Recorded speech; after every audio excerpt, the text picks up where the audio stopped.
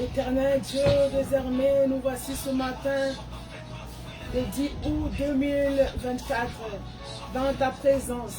Nous t'implorons, éternel Dieu, dans cette ligne de prière, dans notre matinée sacrée, Seigneur, nous te la dédions, éternel. Nous te dédions cette ligne de prière en ce moment. Seigneur, conduis-nous du début à la fin. Nous implorons ta sainte présence. Merci, Seigneur, de nous accueillir dans ta présence sacrée. Merci, éternel Dieu, en ce moment. Tout est possible. Seigneur, il y a toujours de l'espoir en toi, Seigneur. Tu veux que nous puissions prier, prier et prier encore, afin que notre joie soit parfaite. Oui, c'est encore possible. C'est encore possible ce matin. C'est encore possible. Merci, Seigneur, pour ta présence. Merci pour ta présence. Merci pour ton autorité. Merci pour ta puissance. Merci pour tout. Béni soit ton Saint-Nom éternel, notre Dieu. Merci. Et nous t'avons ainsi prié dans le nom de Jésus-Christ.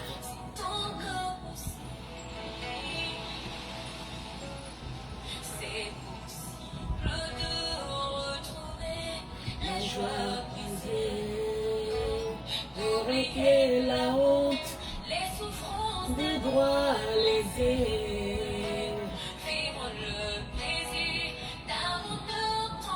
Chercher et jouir des merveilles longtemps rêvé, c'est encore possible. C'est encore possible de tout refaire et de voir venir des beaux jours pleins d'espoir. D'écrire une nouvelle page en couleur d'espoir. C'est possible de renaître, c'est encore possible d'avoir au-delà de tout ce qu'on a perdu, de bien faire la joie de ceux qu'on a aimés et de vivre son bonheur.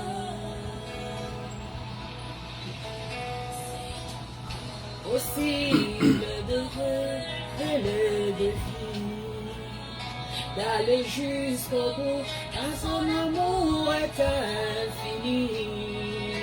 Jésus-Christ est là, agissant dans son esprit, l'éclat à mon cœur mépris, c'est encore possible. Possible de tout refaire et de voir venir des beaux jours pleins d'espoir, écrire une nouvelle page en couleur d'espoir. C'est possible de renaître, c'est encore possible de tout ce qu'on a perdu, la joie de ceux qu'on a aimés et de vivre son bonheur.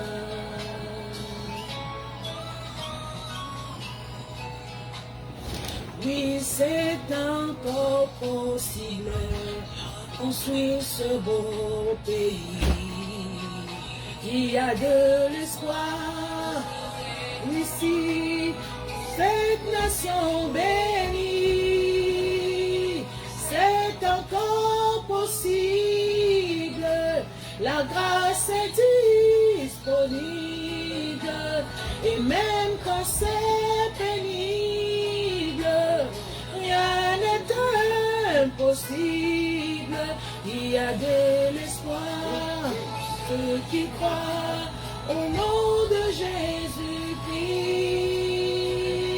C'est encore possible, la grâce est disponible, et même quand c'est pénible, rien n'est impossible, il y a de l'espoir, qui croient au nom de Jésus-Christ, au nom de Jésus-Christ.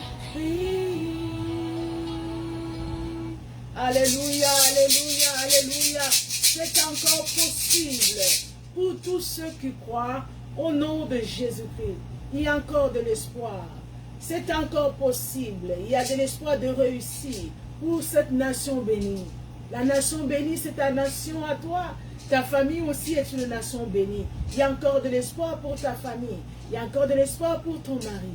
Il y a encore de l'espoir pour tes enfants. C'est encore possible. Car la Bible dit, rien n'est impossible à Dieu. Et tout est possible à celui qui croit. Ces deux phrases-là, moi je dis, ce sont deux phrases juste à poser. Donc rien n'est impossible à Dieu et tout est possible à celui qui croit. Pour Dieu, lui, il a tout fait. Il n'y a pas de l'impossibilité en lui, mais ça dépend de toi. De croire qu'il y a toujours de l'espoir. Tout est possible. Ce matin, nous parlons toujours dans notre série qui s'intitule « Vous connaîtrez la vérité et la vérité vous affranchira ». Aujourd'hui, notre matinée sacrée du 10 août 2024. Nous continuons dans cette série, vous connaîtrez la vérité et la vérité vous affranchira. Toujours dans la famille, toujours dans ce département des femmes à l'église Sacrée Chapelle de Dieu. Nous sommes à Montréal. Hier, on a eu une grosse panne d'électricité. On a passé nuit sans électricité. Et puis, c'était pas possible pour nous se préparer le soir. Donc, la soirée a été bouleversée, la nuit et tout. Alors, l'électricité est revenue au petit matin aujourd'hui. Et par la grâce du Seigneur, nous voici devant vous pour honorer notre rendez-vous sacré à cette matinée sacrée du 10 août 2024. Donc, nous continuons. C'est seulement au ciel.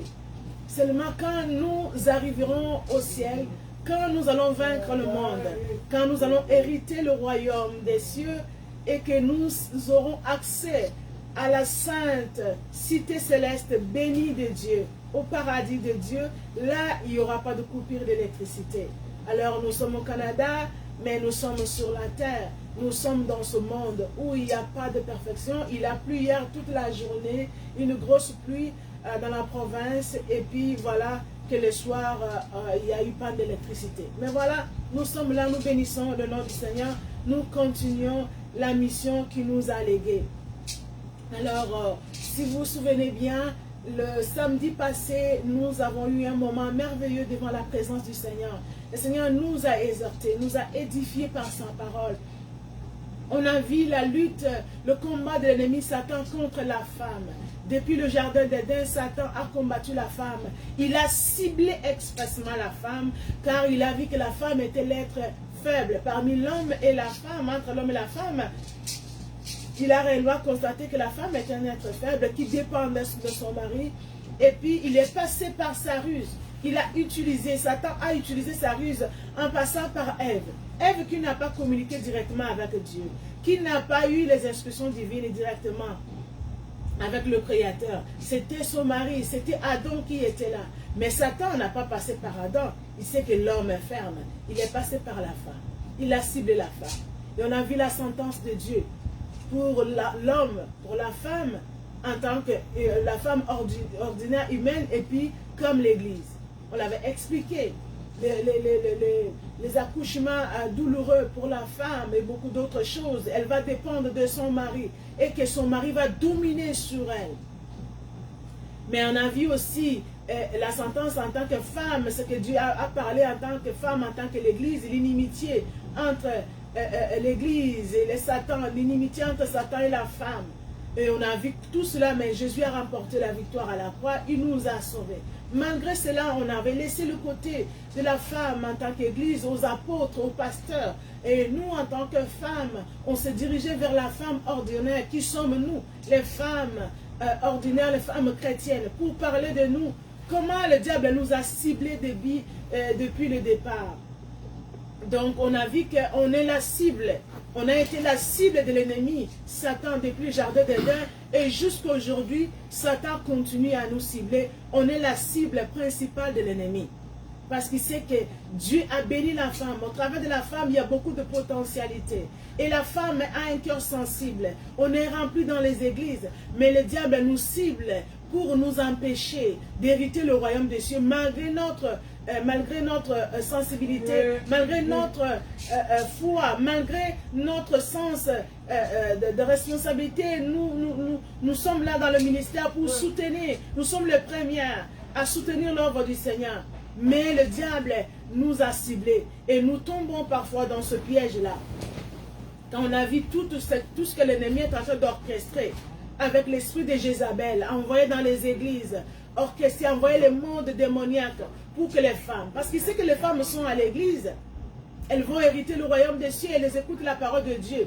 Mais le diable a laissé les femmes se convertir. On est chrétien, on a la relation avec Dieu, avec notre esprit. Mais notre âme est souillée dans beaucoup de choses que nous mettons sur nous, que nous pensons. Et cela nous empêche d'hériter le royaume des cieux. On avait parlé, on avait dit que le combat du Satan contre la femme n'est pas seulement pour des choses éphémères, n'est pas seulement pour la voiture, pour la santé. Son combat est contre ton éternité. Alors nous avons prié, on s'est recommandé de continuer à prier, d'être vigilant, de savoir, de comprendre comment le diable opère, comment il nous aveugle pour nous avoir, comment il fait ces choses pour nous empêcher d'hériter le royaume des cieux. Alors ce matin, ça a pourtant tardé. Ça c'était juste pour récapituler un peu pour les bien-aimés qui n'étaient pas là. Vous savez, notre mémoire est une faculté d'oubli, on peut oublier, mais nous sommes là pour revenir, mais nous n'allons pas revenir trop longtemps, nous allons continuer aujourd'hui. Alors pour aujourd'hui, nous allons voir, comprendre toujours que nous sommes la cible de l'ennemi Satan. Nous sommes la cible du diable. Et parmi les combats féroces que le diable est en train de cibler pour nous faire du mal, aujourd'hui, nous allons parler de notre étoile. Le diable cible ton héritage en tant que femme et le diable cible ton étoile. Vous savez, l'étoile de la personne, c'est tout ce que Dieu a prévu pour toi. C'est l'ensemble de tout le plan de Dieu pour toi. De bonheur que tu vas vivre, comme le livre de Jérémie.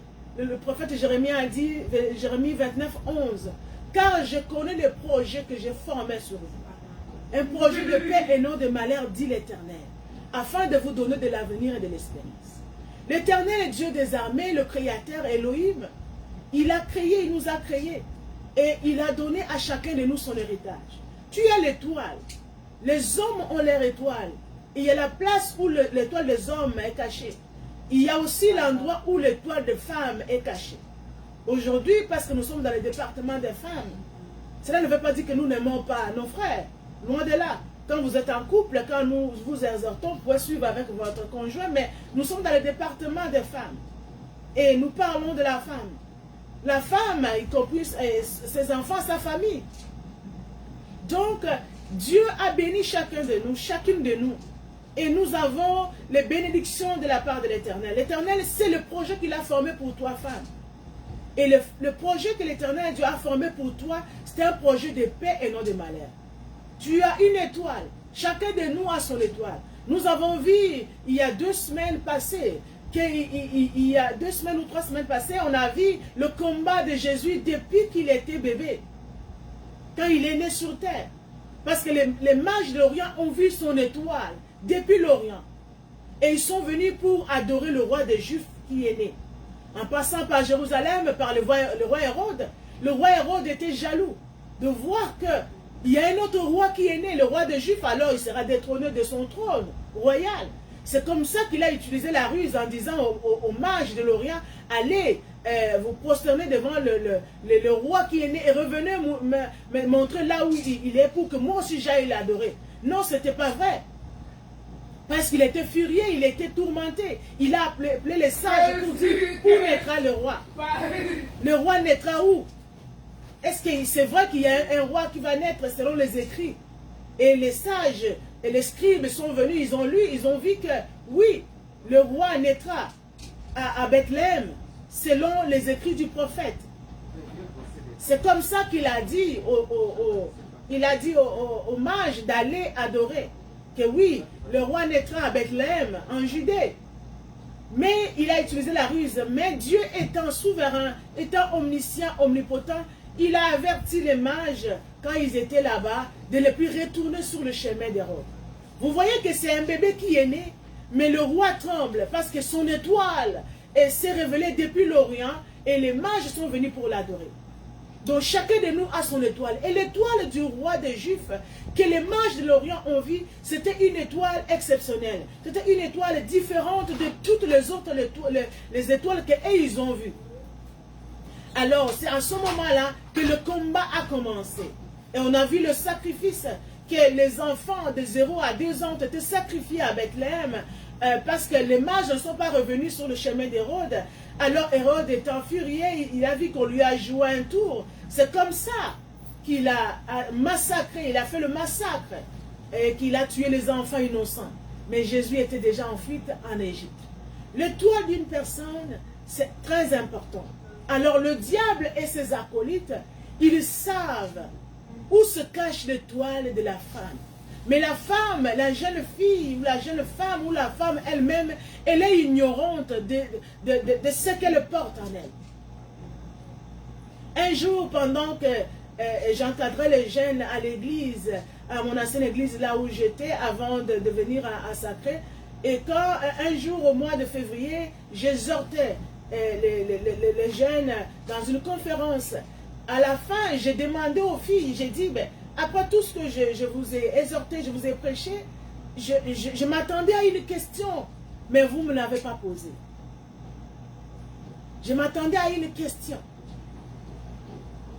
Mais les jeunes ne m'ont pas posé la question. Moi, j'avais posé cette question et je vais nous la poser encore aujourd'hui au milieu de notre exhortation.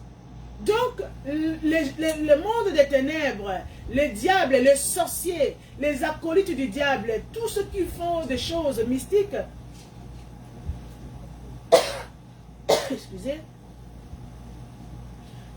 tous ceux qui ont des yeux mystiques, qui voient dans le monde des ténèbres, qui ont des yeux spirituels, démoniaques, sorcellériques, sataniques, qui voient au-delà de ce que nous, les humains normaux, nous voyons. Et ils savent, ils voient l'étoile. Ils savent où se cache l'étoile de la femme. Alors, dans le monde où nous sommes, il y a beaucoup d'organisations. Nous avons un monde que nous sommes là et il y a des gens, des malfaiteurs qui ont un autre monde. Et ils bénéficient, ils viennent voler, ils voient l'étoile, ton étoile qui brille, ils vont faire tout mieux possible pour voler ton étoile. Et dans des réunions de sorciers, vous allez me dire, mais maman, oui, d'où vous prenez ces affaires? Vous savez, la Bible dit, vous connaîtrez la vérité et la vérité vous affranchira. Nous sommes dans, aujourd'hui, le mal a abondé et la grâce aussi a surabondé. Parce qu'il y a beaucoup des œuvres du diable qui ont dominé le monde. Et qu'est-ce que Dieu a fait?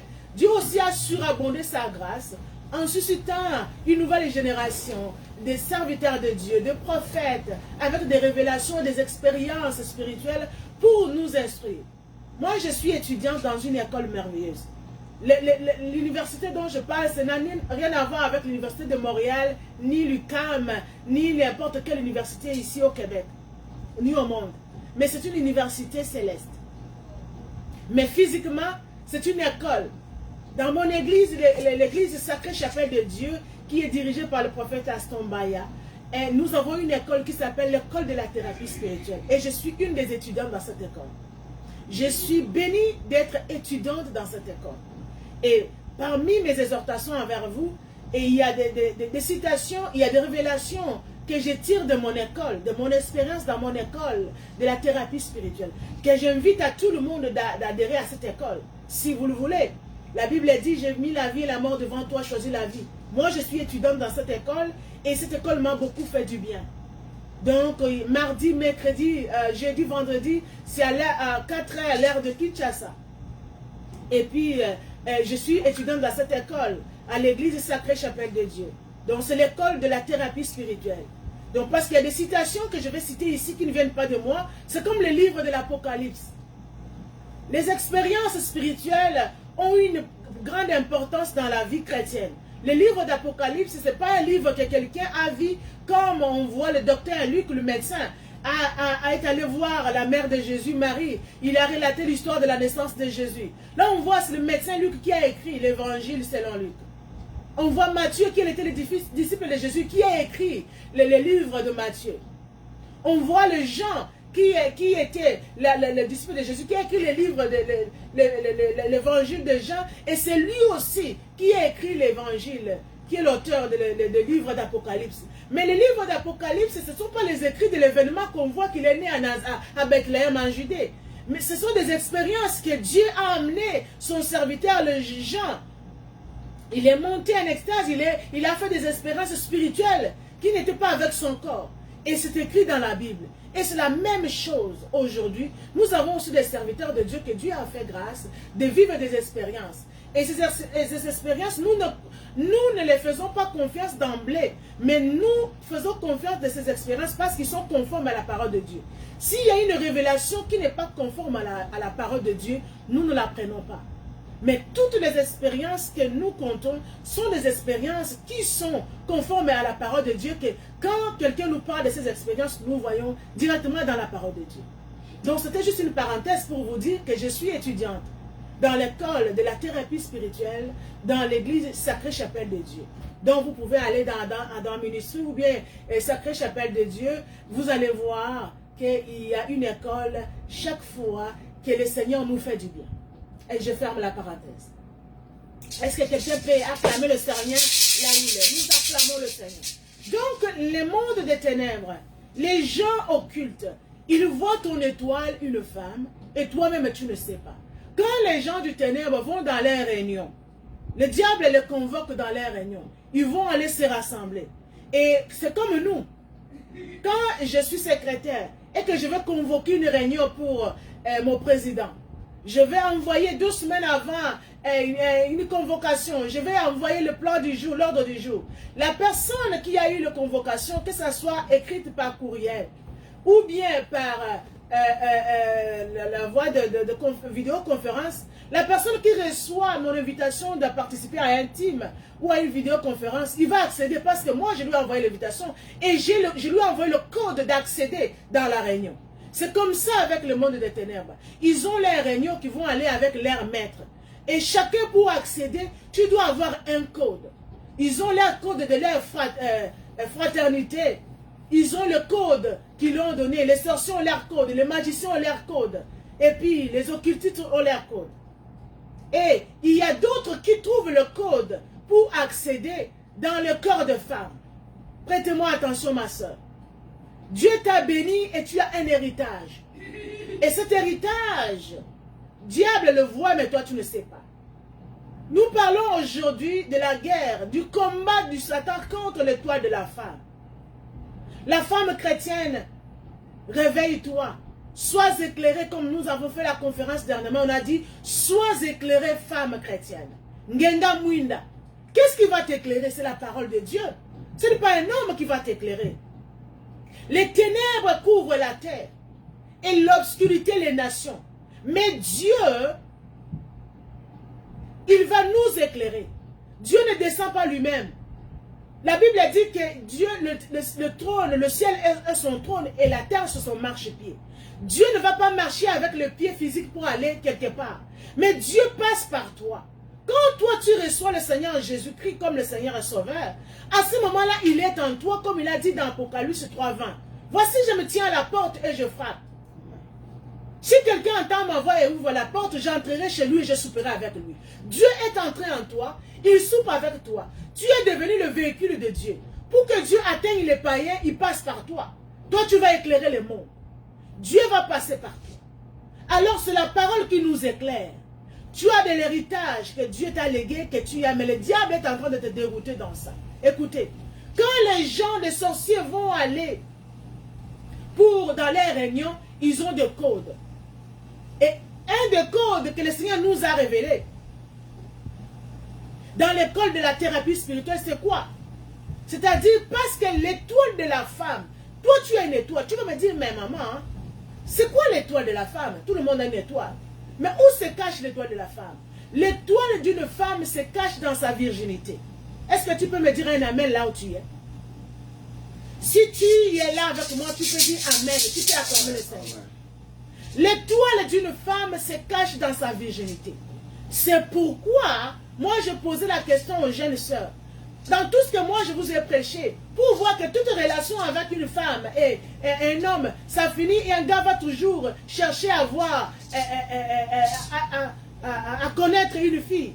Pourquoi toujours l'homme a toujours un côté prédateur envers la femme? Pourquoi vous ne m'avez pas posé la question? Et moi-même, j'avais répondu à la question. J'ai dit aux filles, parce que ta virginité est la chose la plus importante pour toi. Et aujourd'hui, étant étudiante à l'école de la thérapie spirituelle, je vous dis que ton étoile se cache dans ta virginité. C'est pourquoi l'ennemi va tout faire que dans la vie, la virginité ne soit plus une valeur. Dans notre société africaine, dans ma société, dans ma nation congolaise, avant, dans le temps, la virginité était une valeur, est une valeur. Mais aujourd'hui, c'est bafoué. Nous qui parlons de ça, qui enseignons les jeunes filles de garder leur virginité, parce que le vrai amour attend, nous paraîtrons comme des ignorants. Nous paraîtrons comme, je m'excuse, comme des imbéciles dans la société actuelle. Nous paraissons comme des parano, comme si on est paranoïaque. Mais c'est quoi ça aujourd'hui en 2024? Cette maman-là n'arrête pas de dire aux gens. C'est vrai, c'est oui et amen, c'est la parole de Dieu. Ton étoile en tant que fille se cache ou se cachait dans ta virginité. Le jour où tu perds ta virginité, non pas dans ton lit conjugal, mais entre les mains d'un méchant, entre les mains d'un moins sérieux. Parce que nous, quand on était à l'école de la préparation au mariage, on disait, un gars qui se permet de sortir avec une fille qui n'a pas épousé, il est moins sérieux. Et une fille qui se permet de donner son corps à un gars qui ne l'a pas honoré, elle est moins sérieuse, elle est une fille légère. Donc le jour où tu as perdu ta virginité, parce que quand tu t'en vas en mariage et que le mariage est consommé, on ne dit pas que tu l'as perdu, parce que c'est le but. Ça, c'est le moment approprié pour Dieu. Mais quand on parle qu'il a perdu sa virginité, on fait toujours allusion à une relation hors mariage, à un déshonneur, à un gars qui t'a déshonoré, qui t'a violé, ou bien qui est allé avec toi sans t'honorer. Comme le fils de Shichem est allé à déshonorer Dina. Comme Amnon a déshonoré sa sœur Tamar. Ça, il a perdu sa virginité. Et le jour où tu as perdu ta virginité, c'est le jour où ton étoile qui brillait, qui était au ciel, ton étoile qui est l'ensemble de toutes les bénédictions que Dieu a promis pour toi, est tombée et que l'ennemi a ramassé. Et les gens, les sorciers, les malfaiteurs, les occultistes, et ils savent les secrets, ils ont des yeux de voir. Ils savent que l'étoile d'une femme se trouve dans sa virginité. C'est pourquoi vous allez voir toute la lutte, tous les combats que les filles subissent. Même les enfants de 6 mois sont violés. Les enfants de 5 ans sont violés. J'ai regardé un documentaire, un enfant de 5 ans qui est tombé enceinte. Et cet enfant n'a jamais nommé c'est qui était l'abuseur. Mais c'est parce que l'enfant ne savait pas. Si c'était son père, si c'était son frère, son grand frère, mais lui il dormait. C'est pendant la nuit que ces choses-là se passent dans les maisons. Alléluia. Amen. Amen. Ces choses-là, avant, il y avait des films, dans les films avant en Afrique, il n'y avait pas accès à la télévision à la maison. Et les gens regardaient des cinémas dans des maisons de cinéma. Quand c'était des films d'adultes, on écrivait l'enfant non admis. Mais après, ces choses sont entrées à la maison, à la télévision, les gens, ils le montrent. Même des télévisions soi-disant chrétiennes, ils montrent ces choses. Après avoir été à la télévision, ils ont amené ça, ce n'est plus à la télévision parce que les parents avaient le contrôle parental de fermer la télé pour que les enfants ne regardent pas les mauvaises émissions. Après, ils ont levé à la télévision, ce n'est pas seulement la télévision, c'est dans le téléphone. Sur le téléphone, dans ton fils, de ta fille, il a accès à tous les pornos. Il peut regarder les mauvaises images. Alors, Ça, les gens le faisaient. Ils voyaient que si ils vont le faire comme ça, les filles sérieuses, les filles de Dieu, les saintes femmes de Dieu, que dit l'apôtre Jean, qui a apparu autrefois les saintes femmes de Dieu, quand vous les abordez, ils vont pas accepter. Et qu'est-ce que l'ennemi a utilisé maintenant pour abîmer, pour voler l'étoile de filles, pour gâcher l'avenir des femmes? Il a instauré un système que tu ne le saches pas. Il passe par les maris de nuit. Physiquement, tu n'as pas connu d'homme, mais spirituellement, on a déjà passé par toi. On t'a déjà violé spirituellement. Ou parfois, ce n'est pas spirituellement, c'est physiquement. Pendant que tu dors, ils viennent avec le drogue. Ils vous envoûtent. Ils viennent. Il y a des pères qui ont abusé de leurs filles. Il y a des grands frères qui ont abusé de leurs petites sœurs. Ils vont prélever les sécrétions de femmes. Parce qu'avec ces sécrétions, ils vont amener dans les réunions. C'est comme ça aussi les femmes sorcières. Dans les réunions, ils vont prélever des semences d'hommes pour amener dans leurs réunions. Avec ça, ils vont faire des incantations. Tu vas avoir un homme qui a beaucoup étudié. Tu vois un homme intelligent, mais il ne fait rien dans la vie. Parce que ces semences sont là-bas. Pourquoi ils vont aller avec l'étoile? Ils vont aller avec les semences de l'homme. Pourquoi ils vont aller avec les sécrétions de la femme? C'est parce que quand ils vont l'utiliser là-bas, et ils vont jouir de ta bénédiction à ta place. Dieu t'a promis que tu sois une grande personne, une grande servante de Dieu. Tu seras une grande dame, tu vas avoir des enfants en bonne santé. Tu vas faire de grandes choses, tu vas évangéliser, les morts vont ressusciter. Tu vas prêcher la bonne parole. Tu vas faire de grandes études, tu seras une grande personne. Et ils vont jouir de ta bénédiction. Et toi-même, tu ne vas pas bénéficier de ça. Tu vas travailler, mais ne pas bénéficier de ce que toi tu travailles. Ta bénédiction, ta récompense n'est pas proportionnelle à tes efforts. Parce qu'il y a les sorciers de ta famille, il y a des sorciers là où tu es passé, il y a même dans des églises où qui volent les étoiles des gens et qui vont bénéficier de ton étoile. Et toi-même, tu es resté comme un bidon vide, sans l'huile, sans l'eau. Alléluia. D'où vient notre titre que nous disons, vous connaîtrez la vérité et la vérité vous affranchira. La première vérité que tu vas comprendre, tu vas connaître, ce n'est pas seulement de connaître les sorciers, non. La vérité que tu vas comprendre, c'est Jésus. Quand tu connais Jésus comme Seigneur et Sauveur, Jésus t'amène dans son école. Alléluia. Jésus t'amène dans son école. Et dans son école, il va te dire, voilà, 1 Thessaloniciens 5, 23. Dieu va te sanctifier dans tout ton être, dans ton âme, dans ton esprit, dans ton corps. Alors tu vas comprendre la distinction entre l'âme, le corps et l'esprit.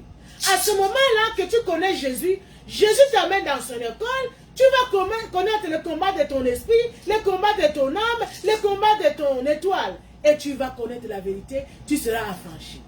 Tant que tu ne connais pas Jésus en profondeur, tu ne seras pas affranchi. Alléluia ma soeur. Amen.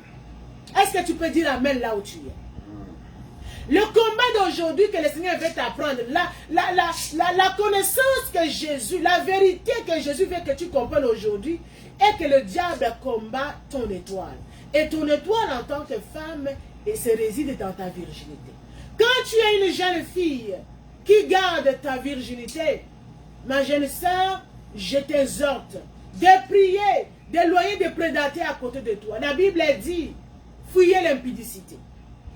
Tu dois fuir l'impudicité parce qu'elle est faite dans ton corps, ça suit ton corps. Que l'impudicité soit faite volontairement. Qu'elle soit faite involontairement comme les gens abusent de nos sœurs dans l'est de notre pays. Ça nous arrache le cœur. Que ça soit fait volontairement ou involontairement, même si ça se fait dans le rêve, dans les maris de nuit ou femmes de nuit, tu es souillé, ton âme est souillée et ton étoile aussi ne brille pas parce qu'ils ont déjà récupéré ton étoile. Ils amènent dans leurs réunions. C'est comme ça qu'ils ont de succès. Vous allez voir quelqu'un dans la famille. Tout le monde est pauvre, tout le monde est malheureux. C'est lui qui soulève la tête. Quand toi, une autre personne, tu veux soulever la tête, ils vont chercher de t'enfoncer dans l'eau. Parce que lui, il a déjà récupéré ton étoile. Toi, tu vis là, tu t'habilles, tu danses, tu te vois belle, jolie, mais ton étoile a été déjà récupérée. Le jour où tu as cédé à un gars qui ne t'a pas honoré, ton étoile était tombée ce jour-là. Parce que tu es contre la parole de Dieu. Nous allons lire Jérémie 17. Jérémie chapitre 17, vous allez dire, parce que toute révélation, toute écriture est inspirée de Dieu. Mais la Bible nous dit ceci dans le livre du prophète Jérémie, chapitre 17, verset 4. Jérémie 17, verset 4. Tu perdras par ta faute l'héritage que je t'avais donné. Ça, c'est le point A. Jérémie 17, verset 4. Tu perdras par ta faute l'héritage que je t'avais donné. Je t'asservirai à ton ennemi dans un pays que tu ne connais pas, car vous avez allumé le feu de ma colère et il brûlera toujours.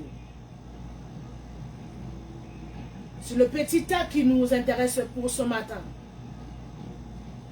Tu perdras par ta faute l'héritage que je t'avais donné. N'est-ce pas la virginité est ton héritage?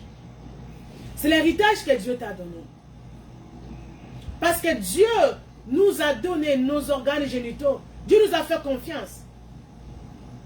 Et les relations intimes, c'est un cadeau que Dieu a donné aux mariés.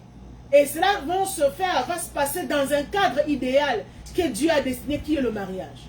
Et quand vous vous permettez de consommer le mariage avant l'âge, avant le mariage en dehors, vous perdrez plutôt votre héritage que Dieu vous a donné. L'héritage de la femme, c'est ta virginité. Même si nous paraissons parano, en parlant de ça en 2024, c'est la parole de Dieu et c'est oui et amen. Alors pourquoi le diable cible la femme? C'est à cause de ça. Parce que tu y as du trésor. Ton trésor, ce n'est pas tout ce que tu vois. C'est ça. Parce que dans toute relation entre l'homme et la femme, l'homme a toujours le côté prédateur contre la femme. Et vous allez voir, l'homme qui n'aime pas la femme, qui va toujours dans la convoitise pour avoir une femme, après avoir passé par elle, il va le dégoûter. Et son dégoût et comme la façon dont ils vont le repousser, c'est plus que l'amour qu'il avait envers lui. Parce que ce n'était pas l'amour. Il a déjà récupéré ce dont il avait besoin. Toi, la jeune fille qui te laisse, parce qu'un gars te dit tu es belle, je t'aime, il ne t'aime pas. Il veut juste satisfaire son désir. Tu n'es pas une source qu'on va aller juste étancher la soif. Tu es le temple du Seigneur. La Bible dit dans le livre d'Un Corinthiens chapitre 6, 19, ne savez-vous pas que votre corps est le temple du Seigneur? Si vous détruisez le temple, le Seigneur vous détruira. Garde ton corps, ma soeur, car Dieu t'a fait confiance en te dotant cela. Tu vas crier avec Dieu. Quand Ève a mis au monde, elle a dit qu'elle a crié avec Dieu. Parce que Dieu lui a donné la capacité de crier. Alléluia. Tu as un combat. Le combat que tu as, c'est par rapport à ton étoile. Alors, il ne faut pas te permettre de vivre la moitié de ta vie de l'étoile. Tu dois, aujourd'hui nous allons prier pour que tu puisses bénéficier, récupérer ton étoile. Et bénéficier 100% de ce que toi Dieu a destiné pour toi. Il y a des gens qui bénéficient de ton étoile sans que toi-même tu en bénéficies. Non, ce n'est pas juste. Ce n'est pas juste. Alléluia. Ce n'est pas juste. Nous avons lu dans le livre du prophète Jérémie, on a vu que tu perdras. Tu as perdu ton héritage par ta propre faute. Tu as perdu ton héritage. Cela n'est pas juste pour une catégorie de gens. Oh, il y a des gens que Dieu les a interdit de ne pas avoir les relations génitaux avant leur mariage. Non, Dieu l'interdit à tout le monde. Toute relation que tu fais en dehors de ton mariage, ce n'est pas bon devant Dieu.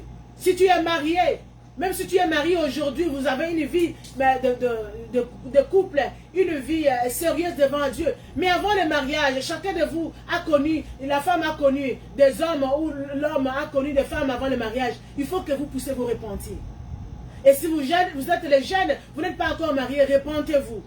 Et abstenez-vous à toute tentative de l'ennemi de toucher à ça. Parce que vous allez perdre la bénédiction. Il y a des gens qui ont perdu la bénédiction dans leur mariage parce qu'ils se sont connus avant. Et le diable les accusait en disant, regarde, tu les protèges, mais ils savent déjà. Il y a des gens que le diable a bloqué leur mariage en disant, mais elle est déjà mariée, elle fait tout ce que le mari fait. Parce que c'est ça ton héritage. Et pourquoi le diable, avec sa ruse, il a utilisé la façon de passer, ne pas te le dire, parce qu'ils savent qu'il y a des sœurs qui partent à l'église. elle est chrétienne. Si je l'aborde comme ça, elle va pas accepter. C'est comme ça qu'ils vont utiliser la ruse. Ils vont passer la nuit. Il y a des ceux-là qui passent avec les gants la nuit comme s'ils sont des génicaux. Mais pour abuser de leur propre soeur, abuser de leur propre fille. C'est dommage. Ça, c'est abominable. Et si tu ne trouves pas la délivrance de ça, c'est difficile pour que tu puisses bénéficier réellement de ce que Dieu a dit pour toi, de ce que Dieu t'a promis. Nous allons tourner rapidement encore dans l'Ancien Testament, dans le livre de 2 Samuel. Et nous allons lire un récit très important qui nous amènera à la prière. Et si tu es là, tu es une femme mariée, tu sais que ton mari a déjà abusé de ses soeurs, ou il a abusé des gens, demande-lui, exhorte à ton mari d'aller voir le pasteur, de confesser, et pour éviter la colère de Dieu sur lui. Il a abusé la vie des gens, des jeunes filles. Tu es là, tu as abusé la vie des jeunes filles. Répands-toi, va aller voir des serviteurs de Dieu. Ne dis pas que je prie moi-même. Quand c'est l'abomination, tu dois aller t'humilier. Vous savez, les péchés sont pardonnés. Quand on les avoue sincèrement, on les abandonne. Mais les conséquences terminent quand on les paye. Dieu avait pardonné à David son péché qu'il a tué Uri. Il a pris la femme d'Uri, Bathsheba. Mais la conséquence, il y a eu l'impudicité, l'inceste qui est entré dans sa maison. Il y a eu la tuerie dans sa maison. Nous allons lire 2 Samuel, chapitre 13. Quelqu'un peut lire avec moi le livre du prophète. On va aller dans 2 Samuel.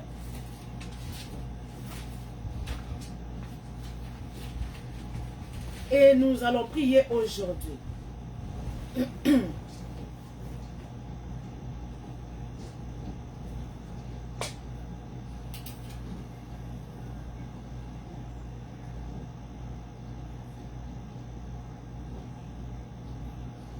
Alors, 2 Samuel chapitre 13, nous allons commencer au verset 10, nous allons sauter, nous allons prendre encore un autre verset.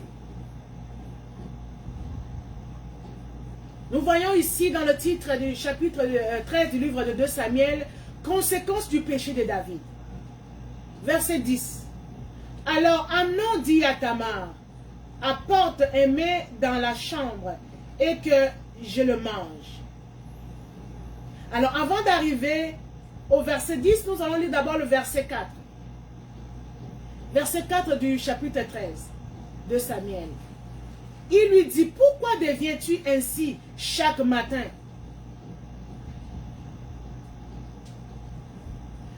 Alors, excusez-moi, je vais recommencer, je vais remonter un peu plus tard, un peu plus haut. Alors, on voit ici au verset 2. Amnon était tourmenté jusqu'à se rendre malade à cause de Tamar, sa sœur, car elle était vierge.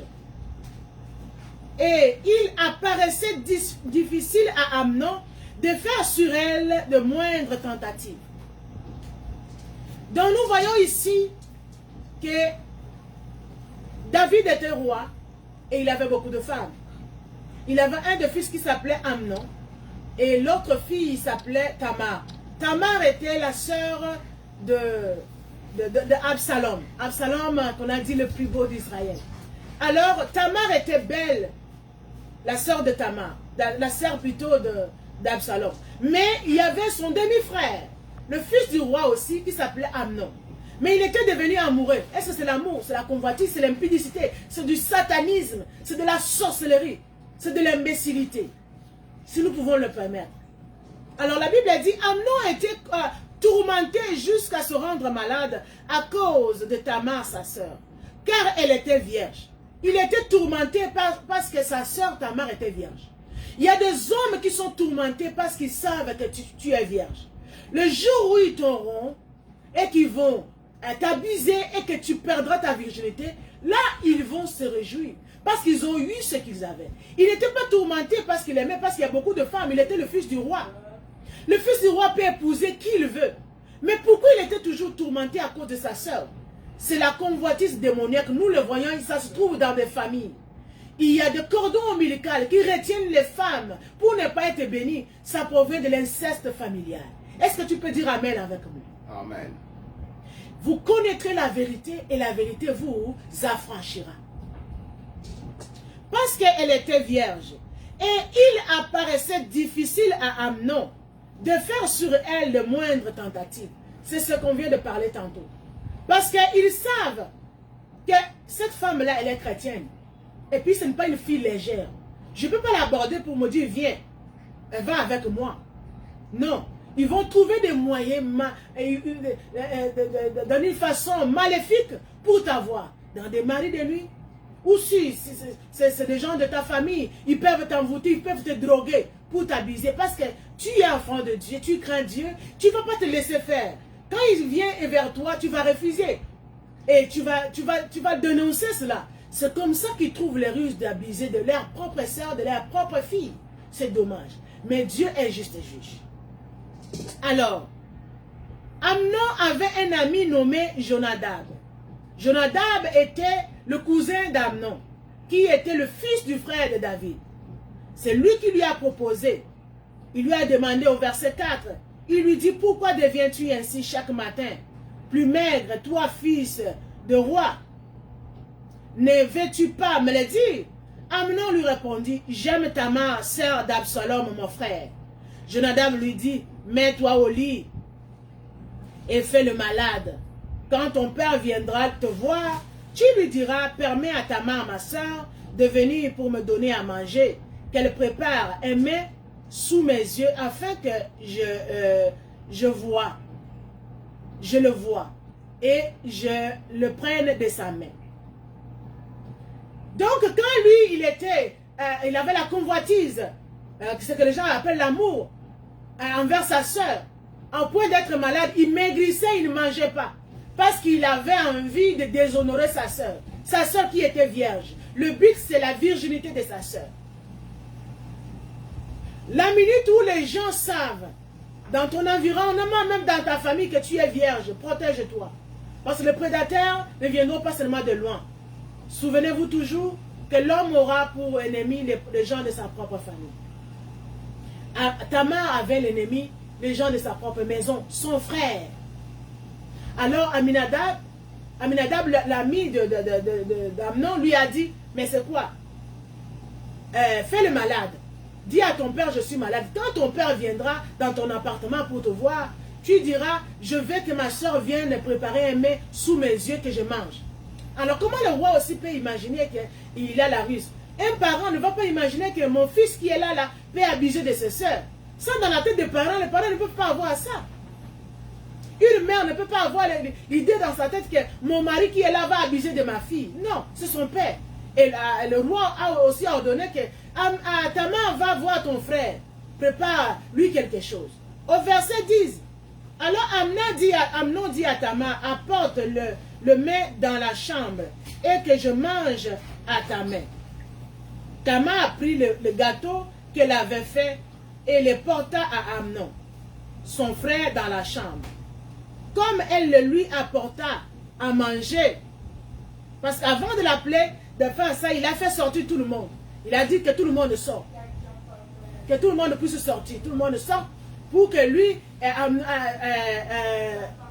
Tamar puisse amener dans sa chambre. Regarde, la ruse de l'ennemi, l'impudicité. Quand tu vois quelqu'un, c'était dans la chambre, ils étaient dehors, ils entrent au salon, non dans la chambre. C'est pour t'amener dans l'enclos, pour t'achever. C'est comme ça quand un antilope, vous voyez dans le film, vous voyez qu'ils sont dans la troupe. Mais quand le lion vient, quand un prédateur vient, il va essayer d'éloigner une antilope à côté pour l'avoir tout seul. C'est ce qu'Amnon a fait. Il a dit à tout le monde de sortir. Mais il a demandé, c'est ta soeur. Pourquoi elle va venir te donner la nourriture dans la chambre? C'est ta femme. Alors, Tamar n'avait pas d'idée, c'est mon frère. Ma soeur, tu ne connais pas, tu connais le visage de ton frère. Mais tu ne connais pas son cœur. Ton frère là, que tu appelles, il a un nom là. Mais le vrai nom de ton frère là, c'est Amnon. Ton frère là, que tu respectes là. Il y a des gens qui ne méritent pas parfois ton respect. Il y a des pères la loi de Dieu nous dit honore ton père et ta mère. La loi divine nous dit que celui qui va régner sa famille, celui qui ne va pas prendre soin de sa famille, est pire qu'un infidèle. Mais il y a des frères qui ne méritent pas être appelés frères. Il y a des frères qui ne méritent pas ton respect. Mais étant serviteur de Dieu, tu dois te soumettre à la loi divine. Vous savez c'est quoi être serviteur? En lingala, ça s'exprime bien. Moumbu Nankolo. Quand l'ange est venu voir Marie, il lui a dit que tu deviendras enceinte. Elle a dit, mais moi je suis vierge. Comment cela peut-il arriver? L'ange lui a dit, l'ombre du Saint-Esprit te couvrira et tu auras un fils. Quelle était la réponse de Marie? Je suis la servante du Seigneur, qu'il me soit fait selon la volonté. En lingala, dans ma Bible lingala, là, la tradition biblique dans lingala, le mot serviteur, ça se traduit à l'esclave. C'est-à-dire, quand tu es esclave, là, tu ne fais plus ta volonté. C'est la volonté du maître. C'est ça, là où on est pogné. Comme disent les Québécois, tu es pogné. Ma soeur, physiquement, là, ton frère, là, qui t'a fait du mal et qui t'a abusé, ne mérite pas être ton frère. Mais parce que tu es servant de Dieu, parce que tu es l'esclave du Seigneur, tu ne dois pas faire ta propre volonté. Tu dois te soumettre à la volonté divine. Il va toujours rester ton frère. Parce que si c'est un ami que tu as cherché là, tu peux dire, je coupe la relation amicale, d'amitié là. Mais pour le frère, c'est Dieu qui t'a imposé que c'est ton frère, c'est ton père. Tu ne peux pas refuser que ce n'est plus mon père parce qu'il m'a abusé. C'est ça qui est difficile à être servant de Dieu. Alors, regardez-moi ici. Parce qu'on parlait d'Amnon qui appelle Tamar dans la chambre pour lui donner. Et Tamar, dès que Tamar arrive, il la saisit, il la brutalise. Écoutez ce que la Bible dit. Comme elle lui présentait à manger, il la saisit et lui dit, viens, couche avec moi ma soeur. Regarde-moi, tu dis ma soeur, puis tu dis couche avec moi. Tu n'as pas fait. Elle lui répondit, non mon frère, ne me déshonore pas, car on n'agit point ainsi en Israël. Ne commets pas cette infamie. Où irai-je moi avec ma honte? Et toi, tu seras comme l'un des infâmes en Israël. Maintenant je te prie, parle au roi, et il ne s'opposera pas à ce que tu sois que je sois à toi. Mais il ne voulut pas l'écouter. Il lui fit violence, la déshonora et coucha avec elle. Puis écoute verset 15. Puis Amnon eut pour elle une forte aversion, plus forte que n'avait été son amour. Et il lui dit, lève-toi, va-t'en. Elle lui répondit, n'augmente pas en me chassant de le mal que tu m'as déjà fait. Il ne voulut pas l'écouter et appela.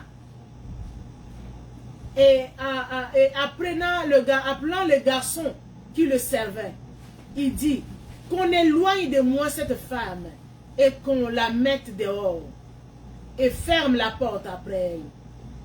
Elle avait une tunique de plusieurs couleurs, car c'était le vêtement que portaient les filles du roi, aussi longtemps qu'elles étaient vierges. Le serviteur d'Amnon lui mit dehors et ferma la porte après elle. Tamar répandit des larmes, Tamar répandit de la cendre sur sa tête et déchira sa tunique bigarrée. Elle mit la main sur la tête et s'en alla en poussant des cris. Absalom, son frère, lui dit, Amnon, ton frère a-t-il été avec toi? Maintenant, ma soeur, fais-toi, tais-toi, c'est ton frère. Ne prends pas cette affaire trop à cœur. Et Tamar, désolée, demeura dans la maison. Désolée, demeura dans la maison d'Absalom, son frère. Le roi David apprit toutes ces choses et il fut irrité. Absalom ne parla ni en bien, ni en mal à Amnon, mais il le prit en haine parce qu'il avait déshonoré sa sœur. Alléluia. Nous voyons ici l'histoire terrible du fils du roi David. Amnon qui a déshonoré sa sœur, qui a éprouvé de l'amour, de la convoitise envers sa sœur parce qu'elle était vierge. La Bible l'a souligné. Chaque mot dans la Bible, tout mot a une explication. Parce qu'elle était vierge. Et il paraissait difficile pour Amnon de faire des avances à sa sœur. C'est comme ça qu'il a trouvé le ruse. Son ami lui a dit, écoutez, tu vas faire le malade, quand ta soeur viendra, tu vas la violer. C'est comme ça qu'il a déshonoré sa soeur. Écoutez, il y a des gens qui sont entourés des amis qui nourrissent leurs mauvaises pensées. Toi, tu te laisses avec les amis. Parce que les amis vous faites ça, vous réjouissez ensemble. Mais chacun a son jugement devant Dieu. Il y a des gens qui ont commis ces choses dans les familles. Avec leurs amis. Chacun devra le faire. C'est comme ça Abinadab a donné les leçons, la ruse, les trucs au diable. Moi, j'ai toujours dit aux jeunes, à l'église, il faut dire non à la mauvaise compagnie. Un ami qui te donne des trucs comme ça, parce que lui, il a déjà connu des femmes. Et toi, le jeune homme, tu ne veux pas garder ta chasteté, tu veux faire comme lui, tu vas perdre ton étoile. Tu vas gâcher ta vie. Tu vas tomber chez les femmes, les brigands, les sorciers qui vont prendre tes semences amener dans le monde des ténèbres. Dis non à la mauvaise compagnie. Parce que tu auras le jugement devant Dieu toi-même. Alors, Tamar, désolée. Tamar a été désolée.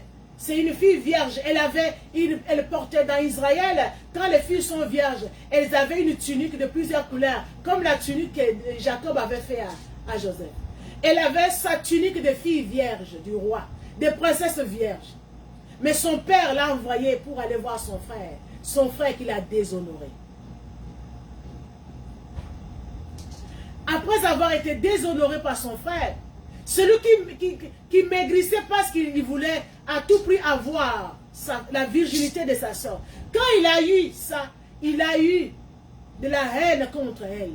Plus que l'amour qu'il éprouvait envers elle. Il a chassé. Il a dit à son serviteur, fais-moi sortir cette femme. Comme si elle était une pute. Comme si elle était une prostituée. Combien de filles ont perdu leur fiançailles? Jusqu'au jour où il a cédé aux avances du gars. Et le gars l'a chassé, c'est fini. Parce qu'il a déjà eu ce qu'il voulait. Garde précieusement ton corps. Car c'est ton étoile. Ta virginité est ton étoile. C'est là où réside toute la bénédiction. Il y a beaucoup de gars qui sont passés, dès qu'ils passent sur toi, ils partent. Parce que tu les as déjà donné ce qu'ils voulaient. Ce que l'homme veut découvrir, c'est ce qui se cache en toi. C'est ce que tu as de plus de valeur. Si tu lui donnes toujours déjà gratuitement, il va payer encore la dot. Pourquoi? C'est comme ça les garçons qui cherchent à marier les filles et les familles qui donnent la dot difficile. Mais une fois qu'on engrosse la fille, ils vont aller le donner. C'est gratuit, tu es gratuit, tu es légère. Il t'a déjà eu. Il va même refuser. Mais ce n'est pas ma grossesse, parce qu'il t'a déjà eu. Ce qu'il voulait, ce n'est pas pour t'honorer. Il t'a déjà déshonoré. Il a déjà fait tomber ton étoile. Et quand l'étoile est tombée déjà, c'est fini pour toi. À ce moment-là, tu n'as plus rien. Alors, Tamar a été déshonorée par son propre frère.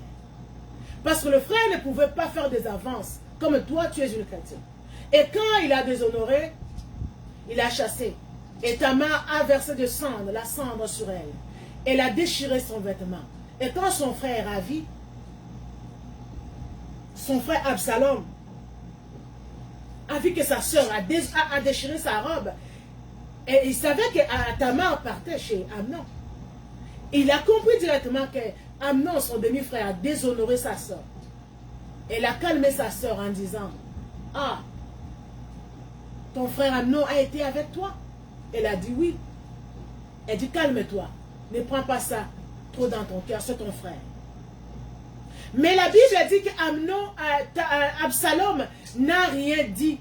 Ni oui, ni non. Il n'a parlé ni à bien ni à mal contre son frère. Mais il a gardé ça en haine dans son cœur. Il a gardé ça dans son cœur parce que le gars a déshonoré sa soeur. Vous savez, la vengeance de Dieu est comme un plat froid qui vient tranquillement, comme l'escalier. Ça ne court pas rapidement comme l'ascenseur. Quand Amnon a fait ça, a déshonoré Tamar, Tamar est allé se cacher dans la maison de son frère, Absalom. Absalom a gardé sa soeur. Elle a fait son deuil. Tamar a pleuré sa virginité.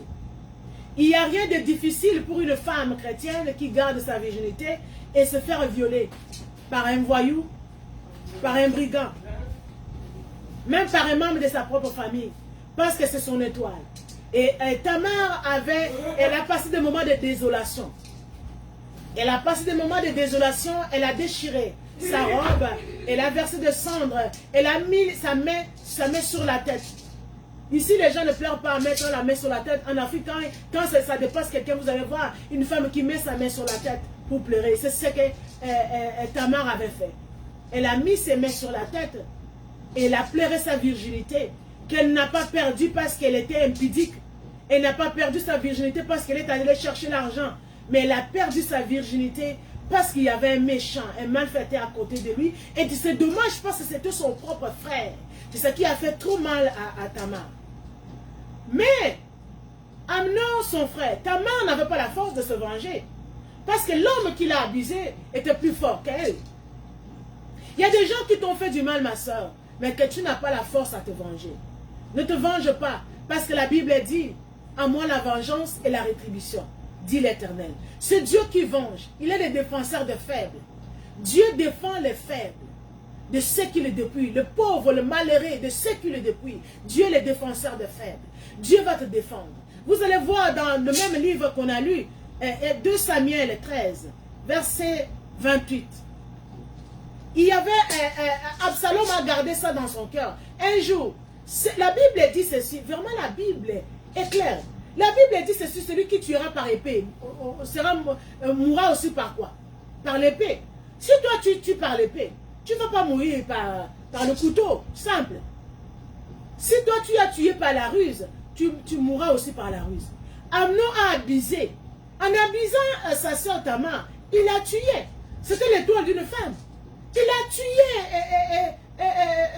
sa soeur. Il a tué l'héritage. Elle était déshonorée. Tout le monde savait qu'elle était déjà déviergée. Pendant que ce n'est pas elle qui a cherché cela. Elle a tué la vie de sa soeur.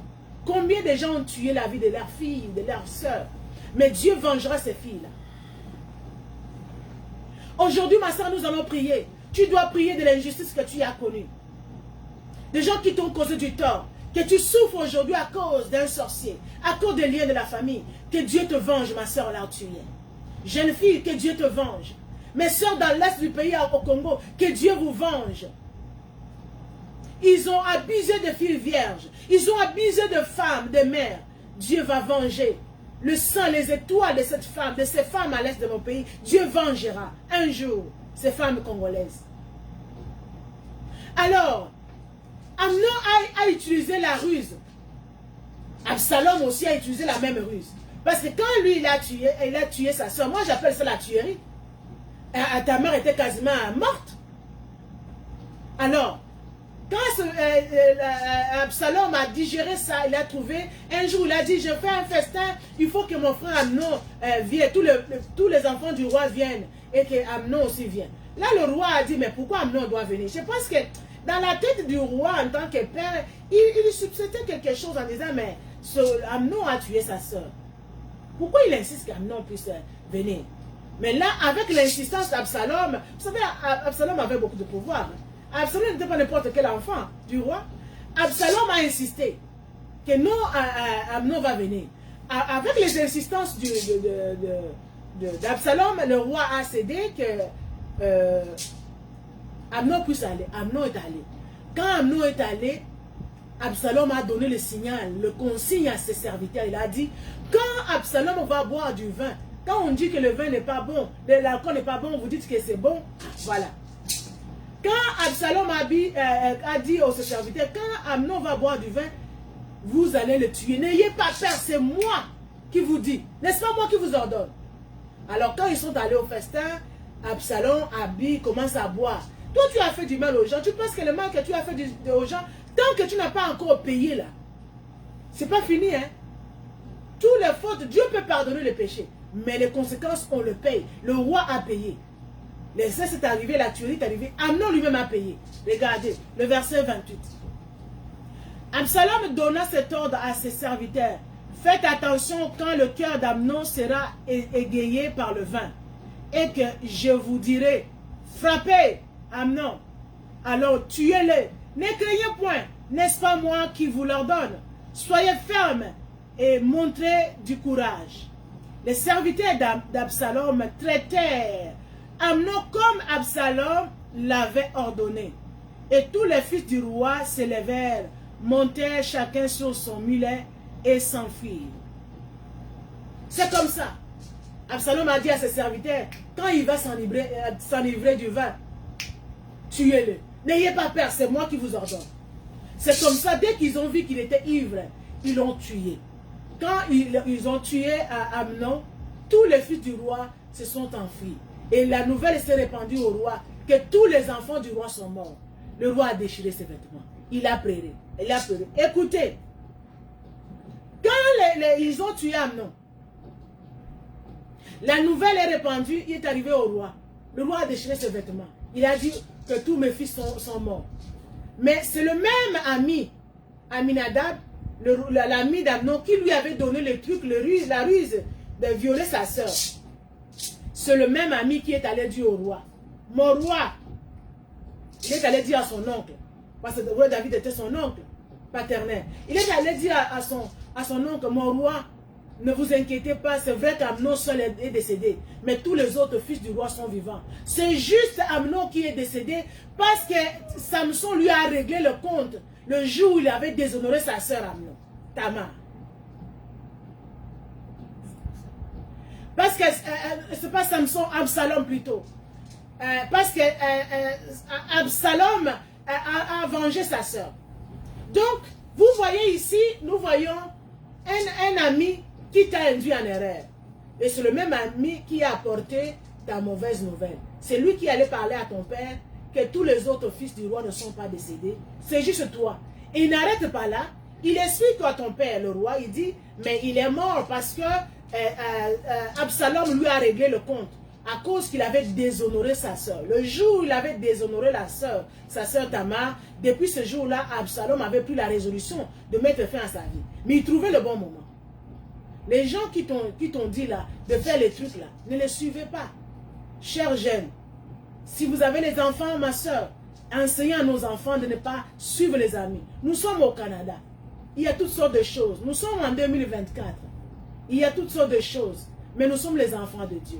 Il faut enseigner aux enfants de dire non à la mauvaise compagnie. Parce que l'ami qui lui dit de prendre les armes, l'ami qui lui dit d'aller dans les boîtes de nuit, cet ami-là sera le messager de la mauvaise nouvelle. C'est l'ami-là qui était le messager de son décès. C'est lui qui a annoncé son décès à son père. En disant tous les autres enfants sont épargnés. C'est juste Amnon qui est mort à cause de sa propre faute, à cause de son abomination. Il l'accuse directement. Il dit qu'il est mort à cause qu'il a violé sa soeur. Et alors le frère de sa soeur a vengé sa soeur. Mais il ne dit pas au roi que c'est moi qui l'avais donné ce truc-là pour violer sa soeur. Il n'a pas dit ça au roi, que c'est moi, le mauvais ami, qui lui avait dit de faire le malade pour que tu ailles dans son appartement le rendre visite. C'est moi qui l'ai induit en erreur. Là, ils ne vont pas le dire. Le jour où tu paieras de tes conséquences, tu paieras de tes péchés. Les gens qui t'encouragent aujourd'hui là, ce sont les mêmes personnes qui vont te critiquer. J'avais un ami, un collègue à l'école qui disait Ndindi,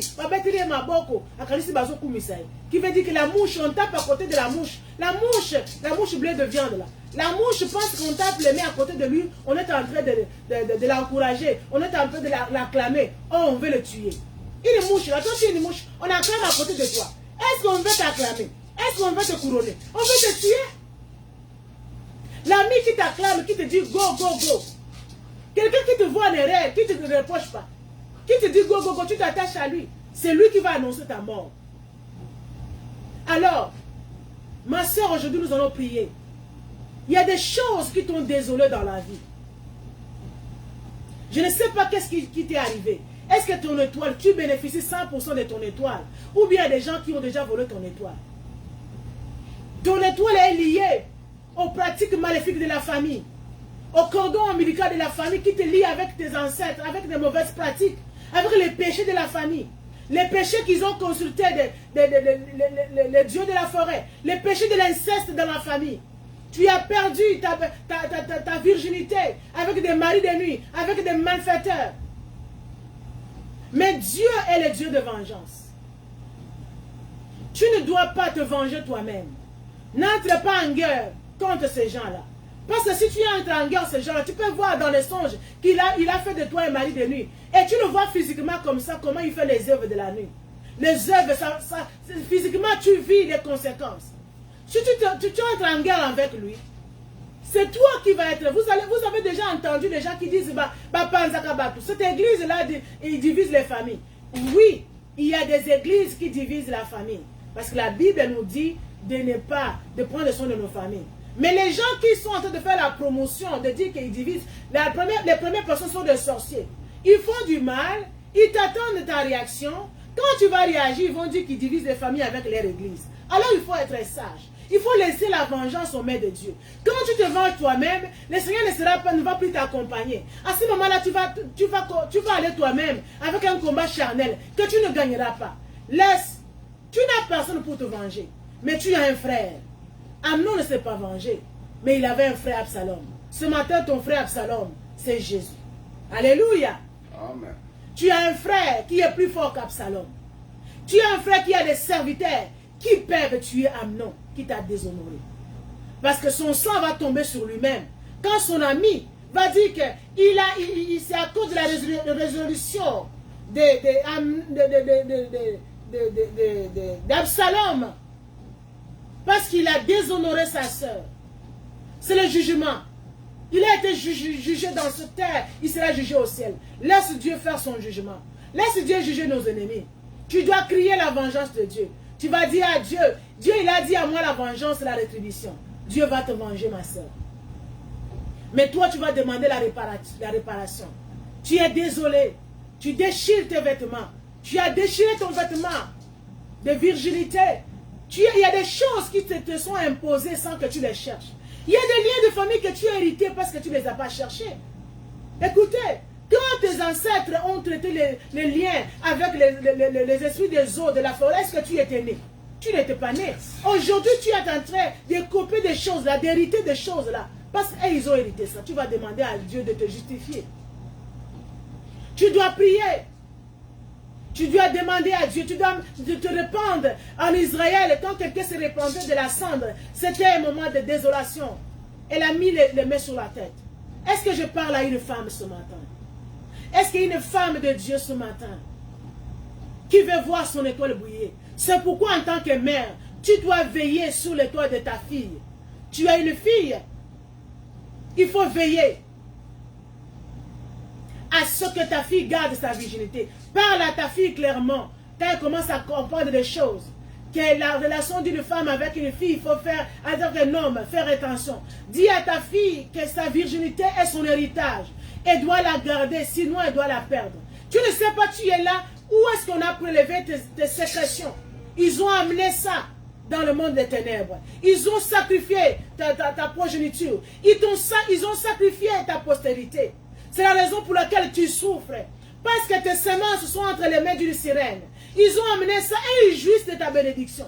Mais en tant qu'enfant de Dieu, tu dois prier. Même si quelqu'un a prélevé tes semences, quelqu'un a prélevé tes sécrétions, ta bénédiction, tout ce qui est sorti en toi, quelqu'un les a prélevés, mais tu dois demander à Dieu qu'ils ne feront rien. Tous ceux qui ont pensé de jurer avec ta bénédiction, avec l'étoile de ta vie, ils ne feront rien. Dieu va te faire récupérer. Tu vas récupérer ça dans la prière. Tu dois chercher Dieu en totalité. Tu dois payer les offrandes. Donner des offrandes. La bénédiction de Dieu n'est pas échangeable à rien. Nous obtenons rien gratuitement. Mais sachez-le bien, il n'y a aucune divinité sans offrande. Quand Dieu a voulu délivrer Israël, il a dit à Gédéon de renverser l'autel de Baal et de bâtir l'autel de Dieu. Pourquoi renverser? Parce que le livre de Daniel dit qu'il est le Dieu qui détrône le roi, qui installe les autres. Il est le maître de temps et des circonstances. Avant que Dieu prenne le règne dans ta vie, il faut que le Dieu de tes pères, le Dieu de ta famille, le péché de ta famille, l'inceste de ta famille soit renversé, soit détrôné. Tu dois renverser les autels maléfiques des œuvres de ta famille. À ce moment-là, tu dois bâtir l'autel de Dieu. Tu dois bâtir l'autel de Dieu. Quand on bâtit l'autel, on donne les offrandes. On met les sacrifices. Aujourd'hui, nous mettons plus de sacrifices d'animaux. mais nous donnons des sacrifices de notre propre corps, en brisant notre corps dans la prière, dans le jeûne, dans les sacrifices, mais ne pas oublier de payer les offrandes. Parce que les offrandes, il n'y a pas de divinité sans offrande. Les gens qui nous sacrifient, les gens qui vont amener tes semences, qui vont amener tes chances dans les ténèbres, ce sont les offrandes qui donnent au diable. Et toi, pour récupérer cela, tu dois donner aussi les offrandes à Dieu. La première offrande, c'est ton corps. Et les offrandes vont suivre. Cherche les hommes de Dieu qui ont la bonne relation avec Dieu. Ne dis pas que tous les pasteurs sont mauvais. Non. Si toi tu es chrétienne, c'est-à-dire qu'il y a aussi d'autres chrétiens. Élie n'était pas resté seul. Il y avait des milliers qui ne sont pas prosternés devant Baal. Qui sont là? Va les voir. Ne dis pas je vais prier moi-même. Va voir un serviteur de Dieu. Des péchés abominables comme ça, ce n'est pas à toi-même de prier. Tu dois demander à Dieu de te sanctifier. Tu dois demander la prière, l'aide du Saint-Esprit, mais tu dois aller voir les serviteurs de Dieu. Tu dois récupérer ton étoile. Le diable a ciblé ton étoile, mais Dieu te le récupère aujourd'hui. Mais tu dois entrer dans le processus. Tu dois connaître la vérité pour que la vérité puisse t'affranchir. La vérité, c'est Jésus. Et Jésus t'amène dans son école de comprendre que ton âme, c'est là où réside toute chose. Quand les suirs passent comme ça passe par ton âme. C'est là où le centre de ta vie, les sentiments, tout ce que tu fais, les pensées, c'est ton âme. Mais ton esprit, tu crois en Dieu. Tu es l'enfant de Dieu. Quand tu pries en esprit. Mais ton corps a été souillé et ton âme a été souillée. Il faut que tu obtiennes la délivrance de ton âme et de ton corps. Pour que ton âme, tout ton être entier soit affranchi. Afin que tu puisses avoir tes bénédictions sur la terre. Et quand le Seigneur Jésus reviendra, tu puisses hériter le royaume des cieux. Oublie tout. Sauf ceci. Tout ce que nous faisons, la finalité, c'est la vie éternelle. Quand tu as des péchés qui sont en toi, que ce soit physiquement ou spirituellement, à ce moment-là, tu es souillé, ton âme est souillée. Et la parole de Dieu dit que les âmes souillées n'hériteront pas le royaume des cieux. Ton corps est le temple de Dieu. Ton corps est le temple du Seigneur. Tu dois la garder. Est-ce que nous pouvons prier ce matin? Est-ce qu'il y a une femme, il y a une servante de Dieu ce matin qui peut prier? Ce n'est pas impossible. Tout est possible à celui qui croit. C'est encore possible. La grâce est disponible. Vous allez dire, mais avant nous, on ne connaissait pas ces choses. Pourquoi maintenant, là, on nous parle beaucoup, on nous bombarde de ces choses? Oui, c'est parce que Dieu révèle en progression. C'est la révélation de Dieu. Le mal a tellement abondé que la grâce aussi a surabondé. Aujourd'hui, on a des serviteurs de Dieu puissants que Dieu utilise pour nous révéler de ces choses. Ton étoile a été volée le jour où tu as perdu ta virginité. Mais répands-toi, reviens au Seigneur. Si tu es jeune fille, tu n'es pas encore mariée, garde bien ta virginité, car c'est là où réside ton étoile. Que le Seigneur te bénisse. Amen, amen. Amen. Nous allons prier. Le Seigneur relève ceux qui sont affaiblis. Il donne la force à ceux qui sont courbés. Même si les jeunes gens chancellent, mais ceux qui croient à l'éternel, ils renouvellent leur force. Le Seigneur veut renouveler ta force. Tu étais affaibli, tu étais dans la désolation, mais fais la prière comme Tamar. Répands-toi de cendre, humilie-toi devant Dieu, couche par terre, prie le Seigneur. Tu dis, Seigneur, je suis dans la désolation. Relève ma tête. Relève ma tête. Tu dois prier. Car rien n'est impossible à Dieu. Est-ce qu'il y a une femme ce matin qui peut prier avec vous? C'est encore possible. C'est encore possible. Il y a beaucoup d'amnons autour de nous. Mais Dieu va te justifier.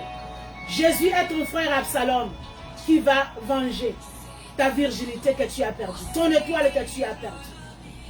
C'est encore perdu. De vivre la gloire passée. D'oublier les années de honte. Les meilleurs jours sont en avant, ma soeur. Nous allons prier. Alléluia. C'est possible, je crois, ce matin avec ma soeur. Seigneur, tu vois ta fille qui est dans la désolation. Elle a perdu injustement sa vie. Elle a perdu injustement sa virginité. Elle a perdu injustement son étoile à cause de malfaiteurs. Ceux qui ont des yeux de voir son étoile, elle-même ne savait pas que son étoile était cachée dans sa virginité. Seigneur, aie pitié d'elle. Seigneur, pour ma soeur qui se répand ce matin, qui elle-même, elle a pris décision de faire tout ce que tu n'as pas ordonné dans ta parole. Et elle avait perdu sa virginité. En ce moment-là, elle avait perdu son étoile. Elle ne savait pas qu'en faisant cela, c'était abominable devant toi. Seigneur, pardonne ta fille. Pardonne ta fille qui se répand ce matin. Qui a pris conscience de tout ce que tu lui as parlé. de tout ce que tu as dit ce matin, qui veut connaître la vérité, ta fille qui a connu la vérité ce matin, que toi qui es la vérité, tu puisses la franchir. Éternel Dieu des armées, le Saint d'Israël est ton nom. Le Saint d'Israël est ton nom. C'est encore possible, éternel Dieu, d'avoir au-delà de tout ce que les sœurs, les filles ont perdu. Les femmes chrétiennes ont été victimes de beaucoup de choses, physiquement et spirituellement, dans leur propre famille, dans leur mariage ou dans la société. Seigneur, nous te prions ce matin de pardonner les péchés à ceux qui ont perdu leur virginité avant le mariage. Et de pardonner les péchés conscients et inconscients, même s'ils l'ont perdu sans avoir été conscientes. Seigneur, pardonne tes filles. Pardonne tes filles ce matin. Lave-les dans ton sang, éternel Dieu. Oh Jésus-Christ, celui qui nous pardonne, toi qui nous pardonnes de toute iniquité et qui nous guérit de toute maladie. Éternel Dieu, c'est encore possible ce matin. Au nom de Jésus-Christ, nous croyons, Seigneur, à ton pardon, que tu as pardonné à tes filles, que tu as pardonné à tes filles. Au nom de Jésus-Christ, béni soit ton Saint-Nom, le Dieu de la restauration. Seigneur, restaure tes filles, le Dieu miséricordieux. Merci pour ton pardon. Dans le nom de Jésus-Christ, nous t'avons ainsi prié. Pour ton pardon, merci Seigneur. Merci Seigneur pour ton pardon. Lave tes filles, Seigneur. Lave tes filles pour l'iniquité, pour Seigneur, pour l'abomination commis dans leur cœur, dans leur corps, au nom de Jésus-Christ. Au nom puissant de Jésus. Agis Seigneur dans la vie de chacune de nous, parce que tu es Dieu, dans le nom de Jésus-Christ. Merci Seigneur Jésus. Alléluia. Nous allons continuer de prier. Tu vas prier ma soeur là où tu es. Tu vas demander à Dieu. Tu vas demander à Dieu. Tu vas pleurer. Tu vas demander la restauration de Dieu. Et que tu es désolé. Que tu déchires tes vêtements devant lui. Déchire ton cœur. Ce n'est pas seulement les vêtements. Mais déchire ton cœur. Déverse ton cœur devant Dieu. Dis-lui, mais voici devant toi. Comme Tamar. Seigneur, restaure ma vie. Restaure ma vie. Mon frère m'a tué. Mais Seigneur, restaure ma vie. Ma famille ne m'a pas béni. Comme une chanson qu'on a chantée au Congo. Mais combat du on a quitté. Au nom de ma famille, je n'ai pas eu la vie. Je ne t'ai pas sauvé, mais c'est en ton nom, Jésus. Mais c'est encore possible. Au nom de Jésus-Christ. Prie ma soeur. Éternel Dieu des armées, comme Tamar, avec tes filles, nous venons ce matin dans la désolation. Seigneur, nous faisons la prière de désolation ce matin. Pour toutes les filles, pour toutes les femmes qui ont été abusées. Seigneur, nous pensons aux femmes qui sont abusées dans l'est de notre pays, le Congo démocratique. Les femmes qui sont abusées nuit et jour. Seigneur, nous pensons à nos sœurs qui n'ont rien fait pour mériter cette honte, cette ignominie. Nous pensons à elles, Seigneur, partout où elles se trouvent en ce moment, éternel et Dieu des armées. Seigneur, pour les filles qui te suivent en ce moment, Seigneur, il y a des femmes qui sont dans la désolation. Il y a des femmes qui sont dans le moment de pleurs. Seigneur, console leur cœur. Seigneur, assiste-les, éternel Dieu, le Dieu de la restauration. Seigneur, Tamar a déchiré ses vêtements. Ce matin, ces filles ne déchirent pas leurs vêtements physiques, mais elles déchirent leurs vêtements du cœur. Elles déchirent leur cœur devant toi. Seigneur, que tu puisses les exaucer, que tu puisses les aider, éternel Dieu. Exauce tes filles, éternel Dieu. Exauce tes filles, éternel Dieu.